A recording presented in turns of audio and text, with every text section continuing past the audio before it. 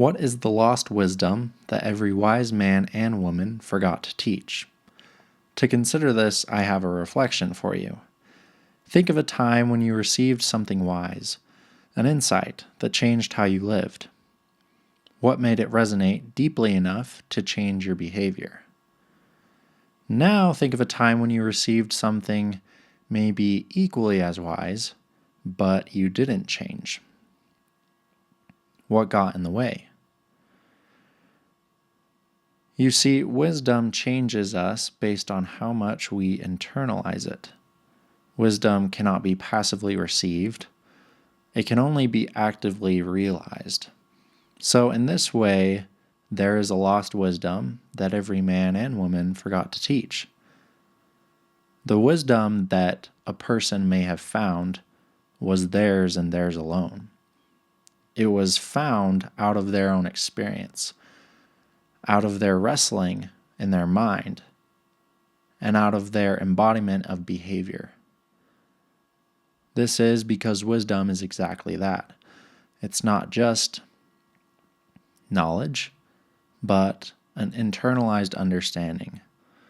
So the lost wisdom that every wise man and woman forgot to teach is that their wisdom was theirs alone.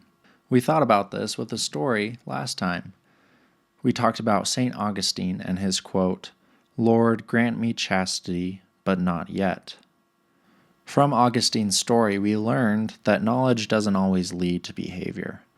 So I've created a framework of change to consider for ourselves. It goes from knowledge to understanding to belief/desire to love to behavior. And in Augustine's story, he held chastity at a desire level. He had touched on the previous bases. He knew what chastity was. He had an understanding of it. That means he understood what it meant and its implications and its cause and effects. And he even believed it. He put enough weight and value of affect and desire to say that this is something I believe in, this is something that I want for myself. But even with that desire, he couldn't jump to change. He couldn't trust the belief enough to replace it with his previous maladaptive belief that we talked about last time. That his problem with chastity was less about the behavior, but more about fulfilling a human need. And so I have this quote from Jack Kornfield. He says, "The outer teacher can point the way, but the inner teacher must awaken." And this is exactly what Augustine's story helps us realize. Augustine went, he had some spiritual experiences, he even met with a bishop that could teach him all the things that he needed to do. He could pray and study the scriptures and learn these things. But, like Jack says, the outer teacher can only point the way. The inner teacher, Augustine himself from within, must awaken. And so I've added another layer to this framework of change, of telling us how we can get from one space to the next. So, how do you go from knowledge to understanding? That is within comprehension. And how do you go from understanding to belief/desire? That is with appraisal. And then how do you go from belief/desire to love? That's with replacement. And then lastly, how do you go from love to behavior? That's with action. You can take Augustine's example through this framework with chastity. He knew the commandment. To go from knowledge to understanding, he needed to comprehend it. That required him to think about it, ponder it, study it, and that grew his comprehension. And then from his understanding, in order to go to belief and desire, he needed to appraise it differently. He needed to add his own value and meaning to it. For Augustine, he decided that this was something that was important for himself and something he believed in. So he positively appraised it with a lot of value. And then to go from belief to desire, belief/desire to love, he needed to replace.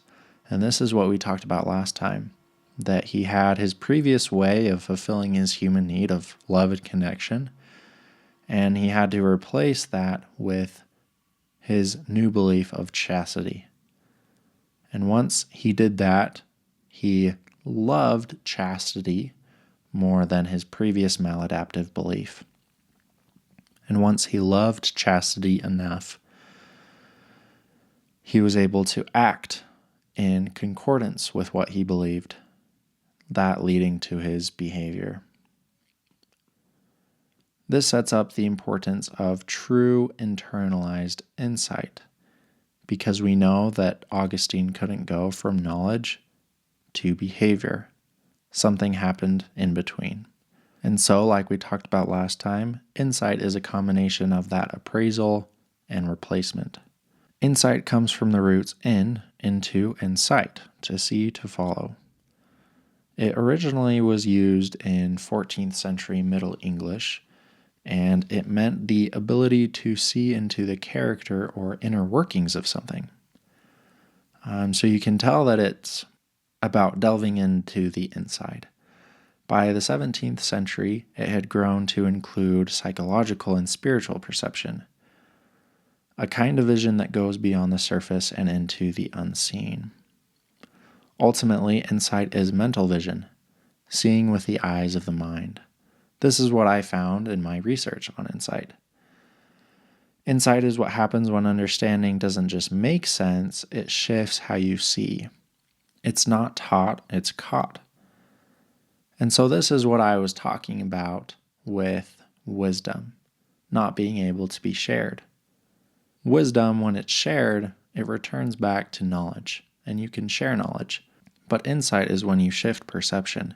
It changes how you see the world, and in turn, behave. And this is something that can't be taught, only caught internally, chosen to be received. And so teachers, mentors, books, they can only guide you to the edge. Crossing over into insight, that's your work. It only becomes your insight when it reshapes your perception, and with it, your life.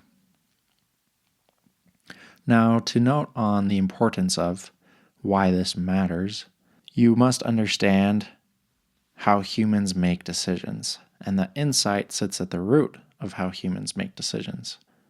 Not just what we know, but how we see determines what we do. And that comes from mental framework. Before I dive into the process of human decision making, there's a couple terms that are important to understand, and one of those is mental framework. And I've put here a picture of glasses because I think that does a good job of explaining just what a mental framework is.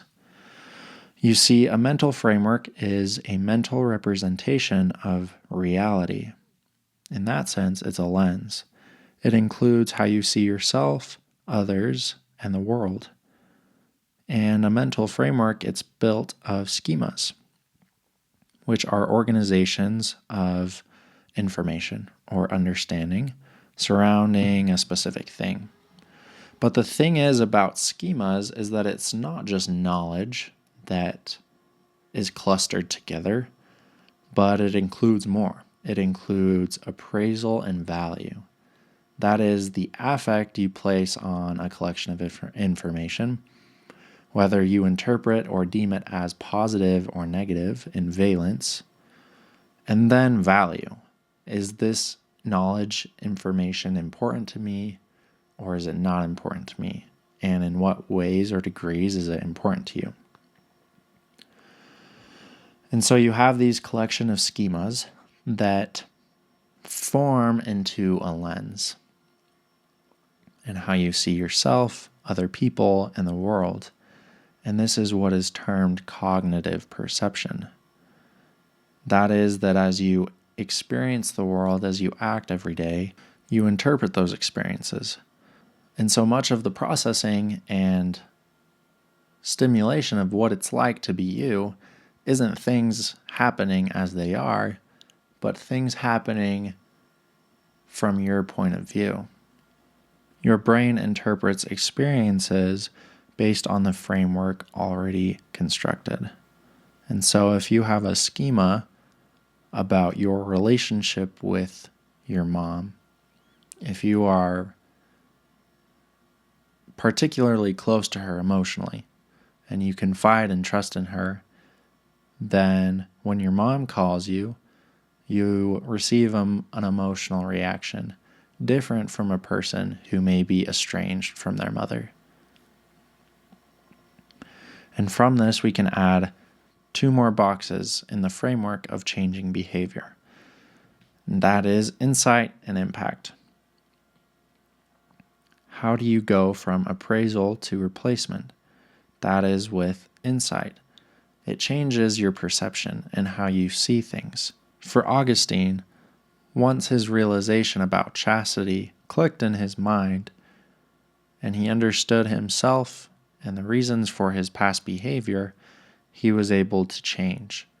He understood why he believed what he did, but he was able to replace it with his new beliefs. And this led him to impact when he was able to change his behavior and have his behavior aligned with his new beliefs that he held. So all this conversation about mental frameworks and cognitive schemas are important now in understanding as we dive into the science-based change of how humans make decisions. And it all starts with a stimulus. Now, a stimulus can come from an external place or an internal place. An external trigger could be a sound, an event, or a question that we as a human can respond to. The alternative is an internal trigger, and that is something that arises from within, a thought, a memory, or a desire. And as we go through the decision chain, I will bring up a specific example so you can see how the process unfolds in the brain. And for this example, we will use an external trigger. And we'll use a simple one to illustrate the processes. So this is the situation. You're driving down the road and you see a yellow light. You're coming to a 4-way stop and the light just turns yellow. So first, you are externally triggered. You are driving your car, you look up and you see the yellow light. Next, we have bottom-up processing. This is where sensory input activates the visual, auditory, and somatosensory cortices. And here, basic perception of the environment is constructed. And so using your senses, you perceive sensory data. With your eyes, you can see your hands on the steering wheel, you can see your dash and your windshield, and through it, the yellow light. You can feel the pedal on your foot, your body in the chair, and your hand on the steering wheel. And as that sensory data is coming into your brain, you have top-down processing. In top-down processing, the brain overlays past experiences, beliefs, and expectations to interpret the sensory data that the body is picking up. So through our senses, we feel the seat, we feel the steering wheel, our foot is on the pedal, and our eyes see the dash, they see our hands on the steering wheel, they see the yellow light. And all of this is interpreted. So we have schemas surrounding everything. A schema surrounding a yellow light.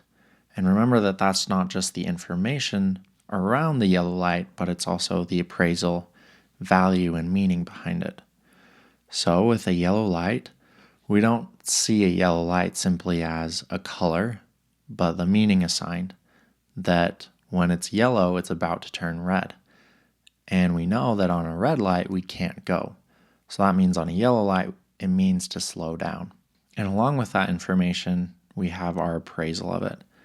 For a yellow light, it's common to feel a little frustration, knowing that you'll have to slow down your car and that you won't be able to get to your destination as fast. And based off your past experience, you create expectations of what's going to happen now.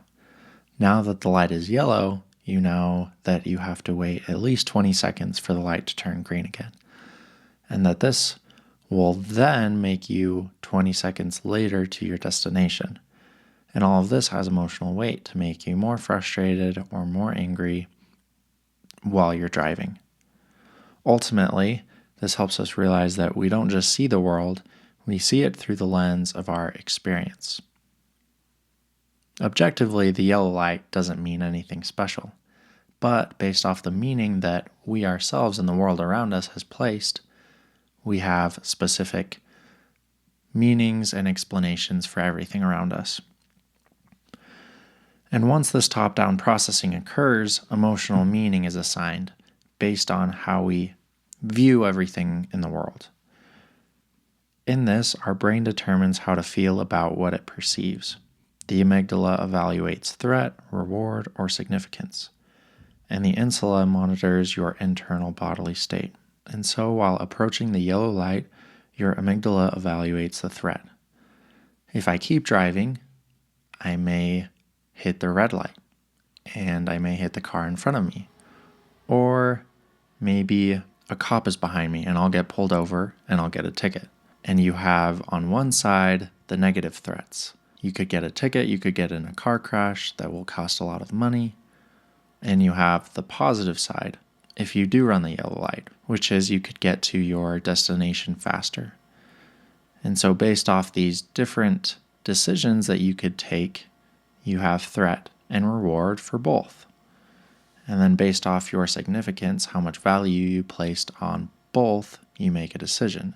So if the possibility of getting a ticket or getting in a car crash is of greater value than getting to my destination 20 seconds earlier, then I will probably slow down the car and stop and wait for the red light.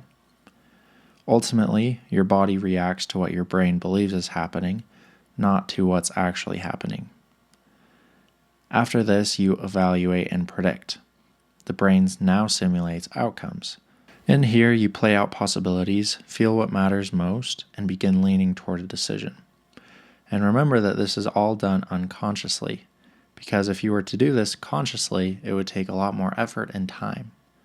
You would think about every different possible option that you could do and weigh out the variables and outcomes in your mind.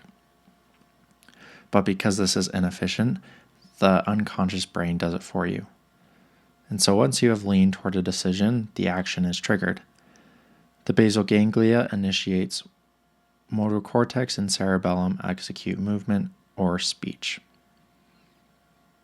And based off this, you can act sometimes reflexively or sometimes deliberately. If you don't consciously intervene, your body will have a pre-programmed decision that it will choose. And this is what is interesting about decision making, is that different decisions emphasize certain processes. You see, externally triggered decisions are triggered by sensory input, that sensory data coming from outside the world into your brain. Someone's tone of voice, a traffic light, a raised eyebrow. Then mental frameworks filter and interpret what's happening based off your previous experience and meaning associated with what you've created and what the world has told you about certain things. You have an emotional response to someone's tone of voice, an aggressive tone versus a playful tone, a traffic light even, yellow, green, or red, all have different emotional responses. Here, schemas built from past experience help determine, is this safe? Is this personal? Is this familiar? The brain fills in meaning automatically, often before we consciously reflect. Here we don't just see what's there, we see what we expect to see. And so with externally triggered decisions, we can learn a little bit about the role of top-down processing.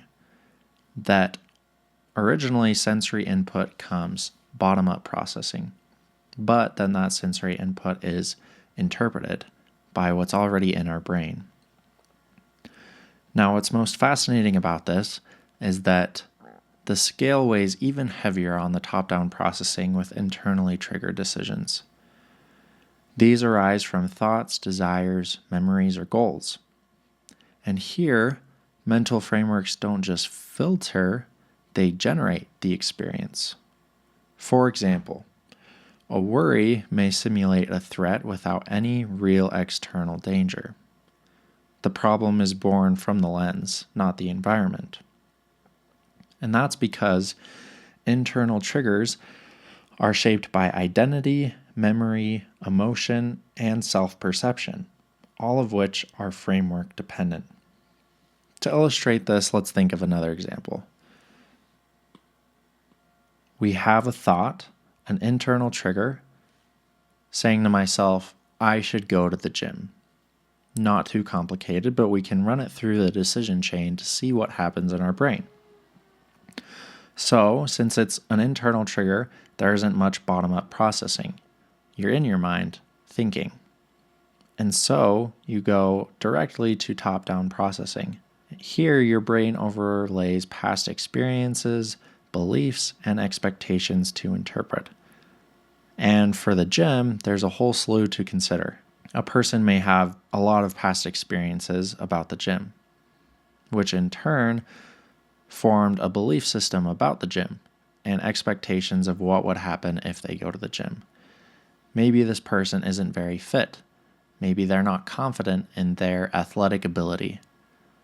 Maybe they have a desire to get in shape, but they're not currently in shape. And maybe they've had negative past experiences at the gym where they weren't confident in their form of a specific exercise, they didn't feel comfortable around the fit people around them, and they expect that the same thing will happen if they go to the gym again. And so with top-down processing, all of these things are considered. The brain predicts and often fills in gaps. So you don't just see the gym as it is, or yourself going to the gym, you see it through the lens of your experience. And for this person who isn't very confident in their gym, it can be a negative thought process. Once all of the past experiences, beliefs, and expectations are considered, emotional meaning is assigned. So based on what's happened in the past, there's emotional weight that comes with it. If I've had bad experiences at the gym where I felt judged by people around me that were more fit than I was, or if I felt uncomfortable doing an exercise that I wasn't really strong with, or I didn't know the correct technique or form to do, then I'd have negative emotions surrounding that. And the important thing to understand with emotion is that it's our body reacting to what our brain believes is happening. You see, with emotion, it's not just unconscious thought or consciousness, it's both. In top-down processing, all of this is unconscious. And this is what is called implicit thought. And then you have your explicit thought, which is done consciously. But what combines the two is emotion. And so in this way, emotion is a mirror. It lets you peer into what is happening unconsciously in your mind. Because although you can't see what is happening unconsciously, you can feel its effects. And so as your brain unconsciously goes through your past experiences, your beliefs and expectations, all these things surrounding to the gym, and if the net combination of these interpretations is negative, then you'll get a negative feeling in your body around that thought of going to the gym. Rather, on the contrary, if you feel confident in your ability to go to the gym, you feel confident in your athletic ability and your ability to do exercises and your body shape, then you would have a more positive feeling about going to the gym. And once you feel this emotion, you evaluate and predict. So you weigh out the outcomes. The negative emotion of feeling like I don't want to go to the gym because of my negative past experiences, because of my lack of confidence, and because I think that since it's happened before, it'll happen again, this will motivate me not to go to the gym. But I also have a motivation to go to the gym because I want to get in shape. And so, if the motivation for getting in shape and that positive, hopeful emotion in my mind outweighs the negative emotion based on my past experience, then I may have enough willpower to go to the gym. But if I don't, then I won't go to the gym because I play out the possibilities, and if that's what matters most, then I will lean toward that decision. And the important thing to note in here is that every time we act against what our unconscious thought tells us to do, we're exerting willpower. So unconsciously, based off my previous experience, I wouldn't want to go to the gym because I don't feel confident, because it's a place that doesn't suit me. And so I feel that emotion and I receive that unconscious prompt of a decision that I shouldn't go. But if I still want to go to the gym, then I'd have to exert willpower to override that unconscious negative emotion and continue with my goal. And the thing about willpower is that it's finite. Every day, I have to exert willpower on specific choices that are harder for me to make because unconsciously I haven't wired for them. And so if I'm out of willpower, or if I'm low on it, as I get lower throughout the day, it's harder and harder to make the decisions that I want to. And this is what is particularly interesting about internally triggered decisions, is that because they arise from within and there's a lot less sensory data, your decisions are based much more off the perception that's in your mind rather than the actual reality of what's outside your mind, seeing things as they really are. So, this is the main implication. Whether you're acting from external triggers or internal triggers, we don't act on reality itself. We act on our perception of reality. And perception is a blend of both bottom-up input, what's actually happening, and top-down filters. With externally triggered decisions, there's more bottom-up, but with internally triggered decisions, there's more top-down. And with top-down filters, that is what we expect, assume, or believe is happening. And this means that we don't just perceive facts, we perceive meaning. And meaning is particularly interesting and important to humans because we place that over the facts, because they bring emotional weight. That meaning is shaped by how we see ourselves and our abilities, how we see others and their intentions, how we view the situation and expected outcomes. These interpretations ignite emotional responses: fear, confidence, shame, joy, sadness, trust. And these all steer our decisions. So the biggest implication of this in regard to change for humans is that it starts with perception. Insight begins not with action, but with attention. You can ask to yourself, what am I assuming right now? What else could this mean? What might I not be seeing? And you have to do this intentionally and consciously because all of it is happening unconsciously. To illustrate this, I have a story told by the Forbes Journal that explains the tragedy of inherited insight. It quotes, "Douglas Leone is another Forbes 400 member. He was in middle school when he left Italy in 1968.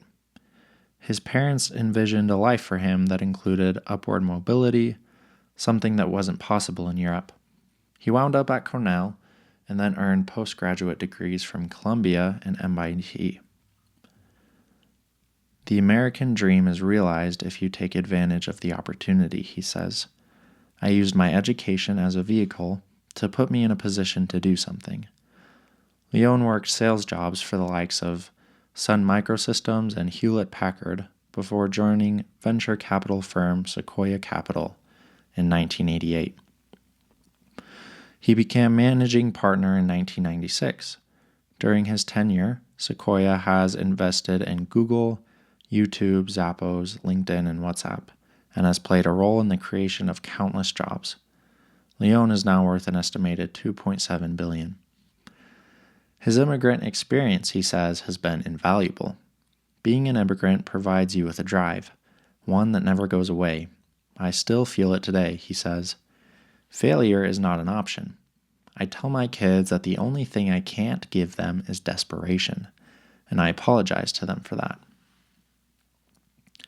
I want to focus on the end of this excerpt, when he begins to share some of his thoughts about being an immigrant and what he can't give to his children. He talks about his desperation. And I want to explain that his desperation was an unconscious lens. Like we talked about previously, it was a framework. That means he had a collection of information of how he viewed himself, the world, and other people, all oriented around this idea of being an immigrant. That he was new to a new country, he didn't speak the same language, he had insecurities about making money for himself, or gaining relationships and gaining friendships. And this formed what he termed as desperation in his mind. Ultimately, this lens of being an immigrant and the emotional weight behind all of that influenced his beliefs and decisions.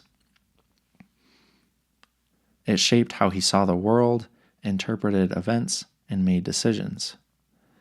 And he explains to his children that that drive couldn't be taught. He couldn't give that. He could set up his children with all the opportunities that money can buy. But he realized that his success was gained from his own desperation, from that mental framework and how he viewed himself, other people, and the world. He knew that if he wanted money, he had to go earn it. And he had enough self-confidence and belief in himself to do what he needed to do. He explains this in his phrase, "Failure is not an option." To truly believe that statement, you'd have to have similar experiences and interpret them similarly in the way that he did. And for his children, it would be harder to internalize that belief system for themselves. Failure is not an option. For them, failure may have been an option because they had money to fall back on, they had a father to guide them in their decisions, and maybe that would protect them from failure or give them an opportunity to try again if they did fail. And so in this way, he couldn't share that desperation with his children. They had to gain that for themselves. And this poses the question for the last box to fill on our framework. We understand that in order to go from appraisal to replacement, you need insight. And in order to go from replacement to action, you need impact. But how do you gain insight? You see, Douglas Leone's insight was desperation. And you could say that as just a word.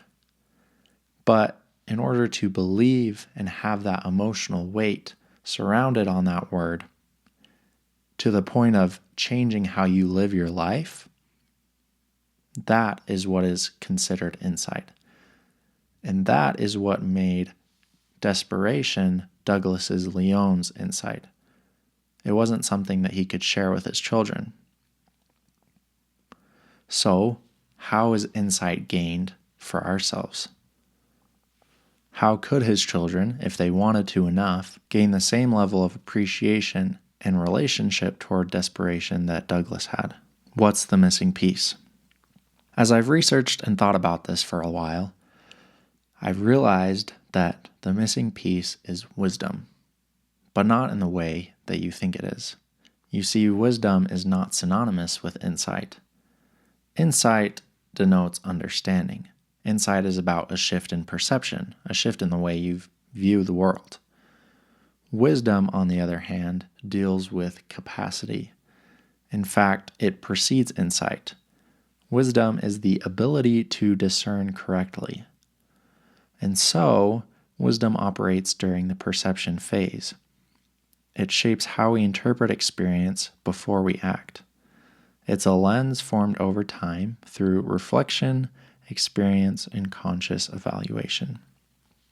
There's an interplay here. We've talked about it before. We have framework and perception. Our mental framework influences perception based off the way we see ourselves, other people in the world. That influences how we perceive the sensory data that comes into our mind, how we interpret it, the meaning and affect that we assign it with. But it works in reverse. How are our mental frameworks built? Ultimately, they were built through perception. Our mental frameworks were built by our conscious perception, and our perception continues to renovate our mental framework. And so they work in this dual process.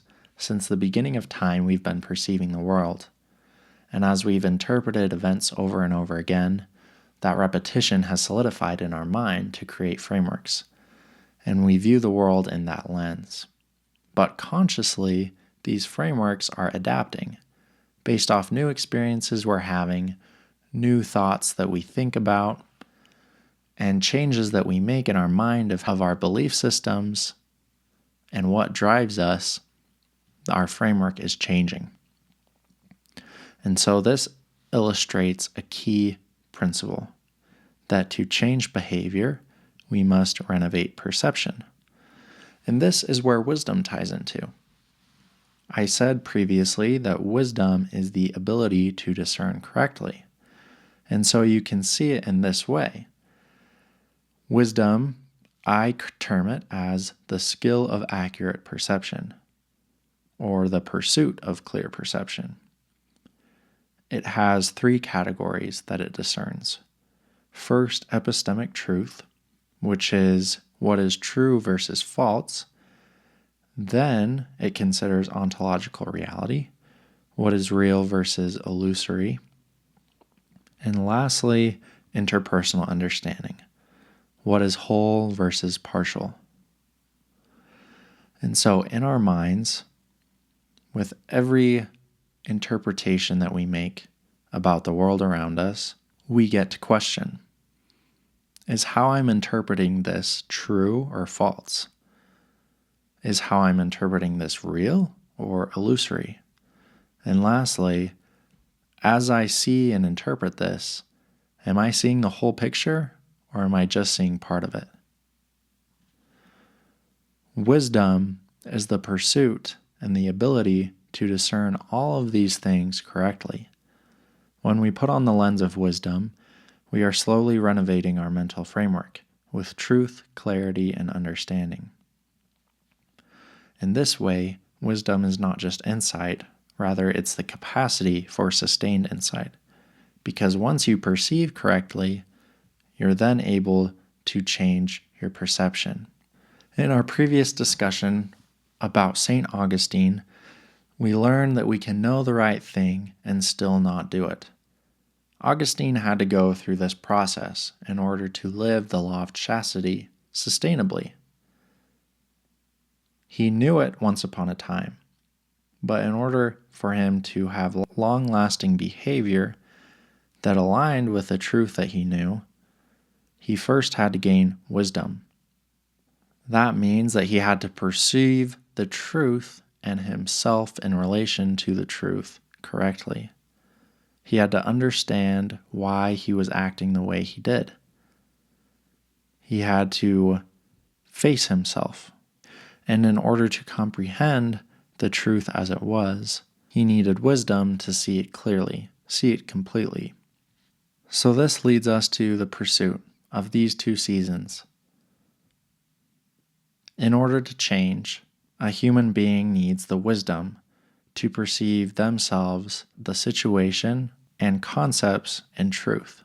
In order for them to internalize what they perceive, they need the insight to replace their previous misconceptions. And once they have retained this insight in changing how they see themselves, other people in the world, they're able to make an impact in changing their behavior. The first step is self-awareness. Change begins with seeing clearly. So, we will consider what lens are we currently using. You can ask yourself, how does this framework shape how I feel, think, and choose? I love the quote by Carl Jung. He says, "Until you make the unconscious conscious, it will direct your life and you will call it fate." After we practice self-awareness in making the unconscious conscious, the next steps will be to identify the attributes of a wise lens. After we learn about ourselves and our goals, we will then be able to consciously adopt that lens to change how we perceive, and ultimately how we live. In closing, I invite you to reflect on this question. Where are you stuck between knowing and becoming? What do you believe but still don't embody? I'd invite you to track your own story alongside this season. This season is about insight. the kind of seeing that frees. Next episode, we begin with the most foundational lens: how you see yourself. Subscribe if you're ready to go deeper than just knowing. We're going to change the way you see.